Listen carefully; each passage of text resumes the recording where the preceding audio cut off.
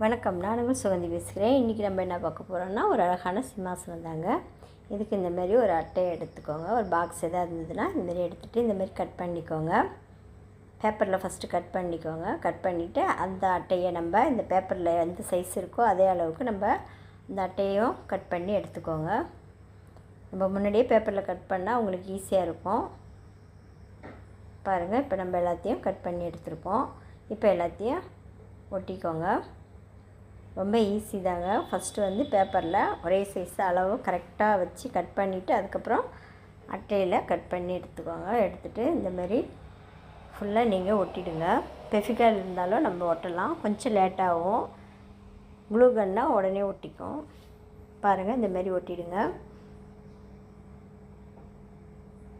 ஃபுல்லாக ஒட்டிட்டு அதுக்கப்புறம் இந்தமாரி அந்த அட்டையை பிச்சிங்கன்னா இந்தமாரி வரி வரியாக இருக்கும். இதை நம்ம ரோல் பண்ணலாம். கரெக்டாக கட் பண்ணி எடுத்துகிட்டு ரெண்டு பக்கமும் ரோல் பண்ணி அந்த சிம்மாசனத்தில் ரெண்டு பக்கம் இருக்க அந்த தலகாணி மாரி இருக்கும், அந்த இது மாரி வச்சுக்கலாம். பாருங்கள், இந்த பக்கமும் அந்த பக்கமும் அதை ஒட்டிடுங்க. அதுக்கு மேலே ஒரு பேப்பர் சுற்றிட்டு ஒட்டிடுங்க. நம்ம கலர் அடிக்கிறதுக்கு கரெக்டாக இருக்கும். நம்ம ரோல் பண்ணுறதுக்காக தான் அந்த இதை நம்ம கிழித்தோம்.